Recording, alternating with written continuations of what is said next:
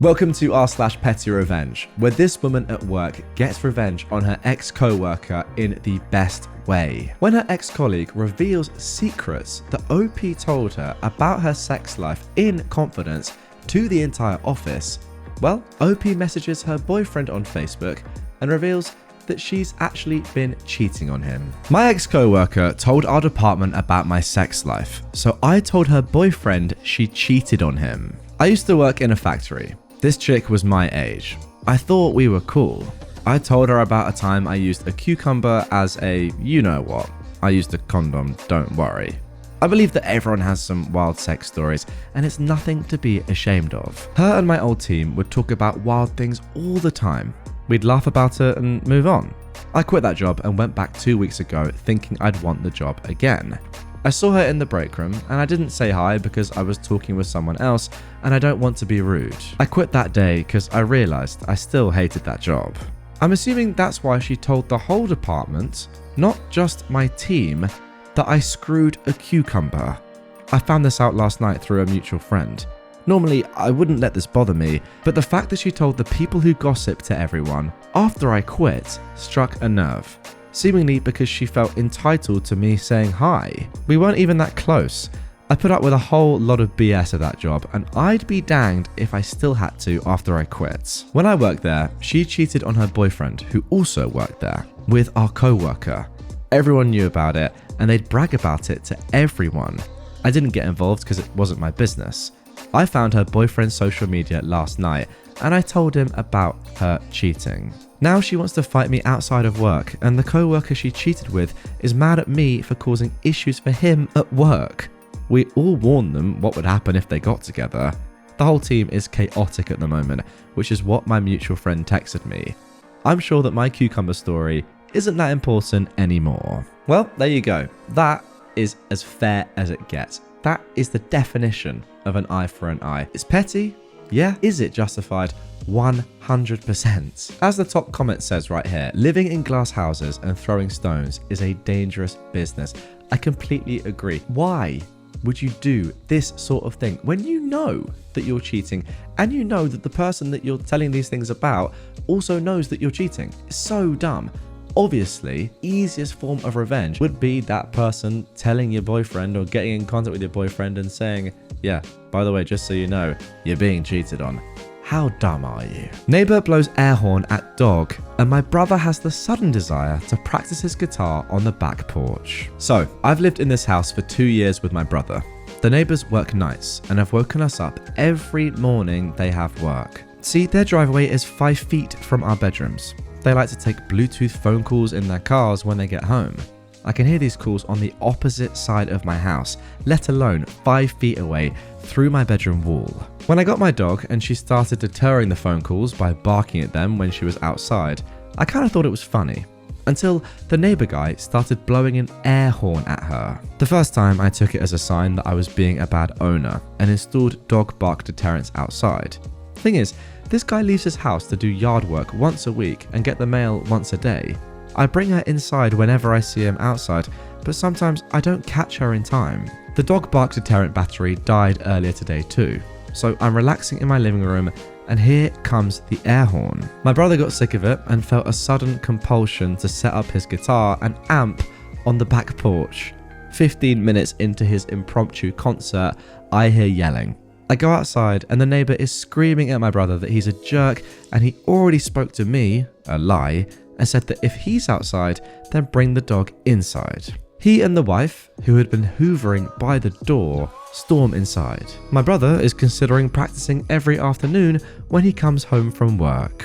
Well, yeah, I think it makes complete sense. There's only one way to get better at the electric guitar, and that is to play it extremely loudly when you come home from work. Ideally, outside. Simple as that. It has to be done. Look, these guys know, they must know that they're being inconsiderate. And it probably works both ways, right? You know, if you do work a night shift, then I imagine that the worst part about it is trying to sleep in the day. Well, one of the worst parts for sure. Guys, if you've ever done night shifts, let me know in the comments down below, because I can imagine that there are a lot of natural disturbances. You know, life is obviously louder in the day as more people are awake. But you would think that knowing that, these people wouldn't be loud to their neighbors. right in the middle of the morning when they're coming back from their shift, right? Because they know how easy it would be to flip the script, as we're seeing from OP's family. Come on, like the first story, don't throw stones in glass houses. So dumb. You know what I reckon your brother should do? Listen very closely to one of the Bluetooth calls and then make a song all about it and just play it to them. See their reaction then. I bet they'd love it. Ditching a family vacation in favor of going away with my husband. Every year, my family likes to plan a big vacation together. It's usually my mother, my sister, my brother and his wife, my daughter, her husband, and my grandbaby, and finally me and my husband. We also have open invitations to other various relatives. This year, they wanted to do an all-inclusive resort in Aruba. It was settled and tickets were purchased. While I don't mind going on vacation with family, I have some qualms with the various parties who are attending. Let's start with my mother, who is up in age, but hasn't really taken the best care of her body. So she has weight problems that have affected her ability to walk. It's also led to sleep apnea.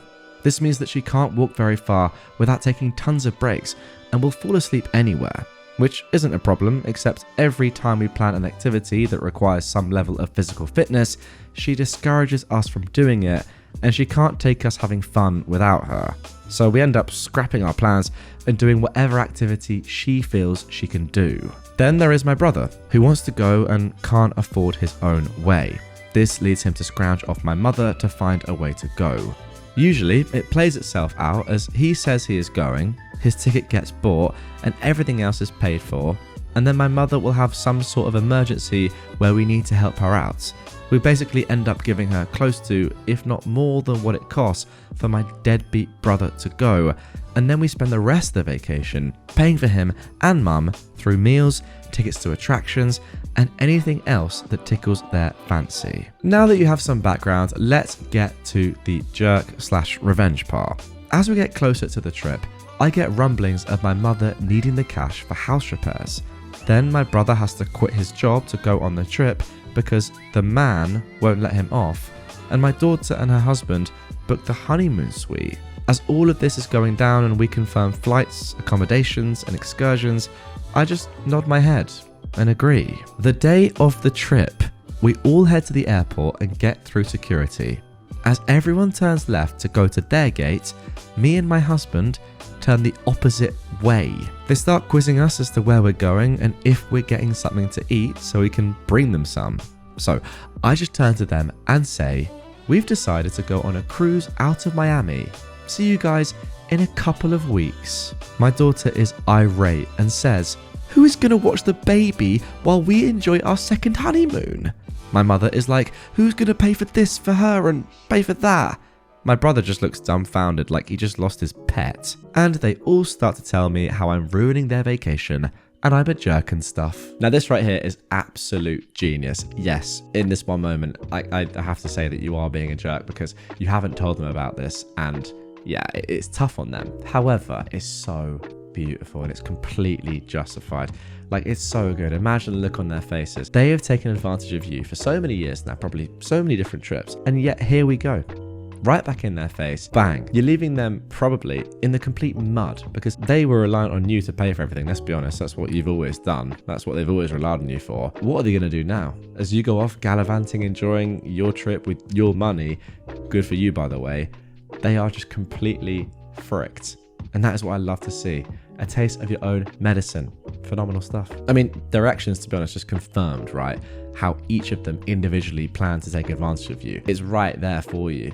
The reasons for you doing what you did were literally stated back to you as you left and did your own thing.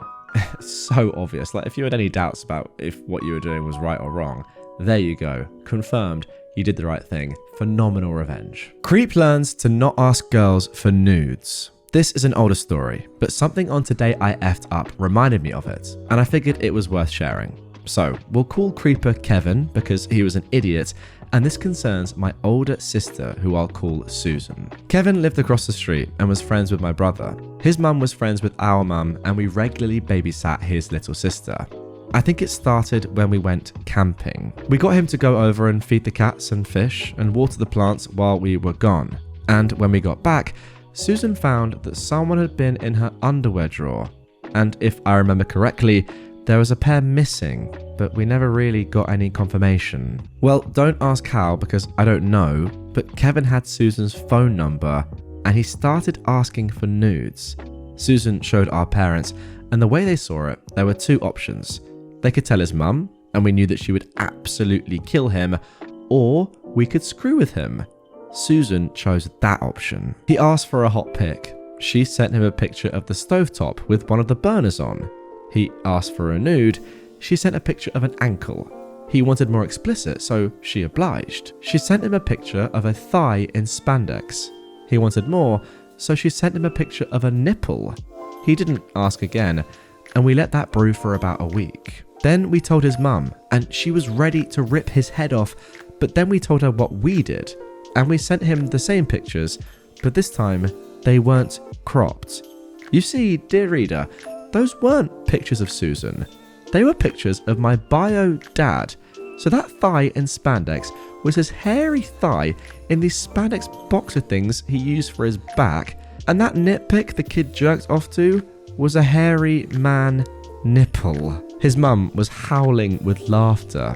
She did have a sit down with him, and she noticed that he wasn't disappearing to his room for a nap for a good long while, and his showers were much shorter. We're pretty sure he was traumatized for life, and he never asked my sister for another picture. Once he asked for one from a girl that she knew, but obviously Susan told her friends about what happened, and the friends sent him the same zoomed in nitpic. We never heard about him asking another girl for pics. Oh my, this is a hands on head moment for me. Oh, can you imagine? Can you imagine having a fun time, with yourself over a picture that you think, an attractive girl has sent to you, and then you find out that it's a hairy man nipple. How can you ever look at yourself in the mirror again? I mean, it's just ridiculous. Unbelievable. And also, the fact that he's then continued on asking other girls for nudes and has had that hairy nipple sent back to him again is so good. Look, obviously the guy's a complete creep, but he is going to be traumatized for a long time. Imagine jerking off over that. Oh, it's crazy. It really is. And now for our final petty revenge post of this episode. Steal my parking space. Enjoy the fine. Me and my girlfriend started renting an apartment in August. My girlfriend had a few weeks left of her job, a city over, and due to that, my girlfriend needed a car. Since she worked late evenings, it would be almost impossible for her to find a parking space close to our apartment at roughly 9 p.m, since all parking spaces would be filled at about 4:30 p.m. So we both decided to pay $90 a month for the parking garage under our apartment. After a few weeks, my girlfriend started working closer to our home, and the need for a car disappeared. The lease wasn't up on the parking space, so we decided to use it as a reserve space in case friends or family came over. Since the space is usually empty, people started parking in it. We usually would call parking security and they'd put a fine on the car. But this time I chose to be nice. A blacked out BMW was parked in our space, and I found out who owned it.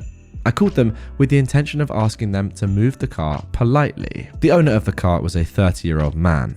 I rang him up and he picked up the phone. Silence. He was silent for a solid 5 seconds before I hesitantly said, "Hello?" He responded, "Who is it?" in an annoyed voice. "Hello, my name is OP." "OP who? From what company?" "Oh, I'm not from a company. I just live in the same apartment complex as you and was wondering—" "Go the frick away," he interrupted. Then he hung up the phone. I then called parking security, and 10 minutes later, there was an $80 fine on his car. I tried calling him again to tell him that there was a fine on his car and a tow truck would be there to pick it up later that evening if he didn't move it from our spots. But when I called him up, I got a very warm and pleasant response. "Stop freaking calling me!" And he hung up. Later that evening, I saw a nice blacked out BMW on the back of a tow truck. Oh, and a little update to when this one as well. One of the other times this happened, I took a photo of the car. I just remembered that I still have the photo, so I looked at the license plate, and it turns out, same last name as this new guy. I looked up the person and they're related.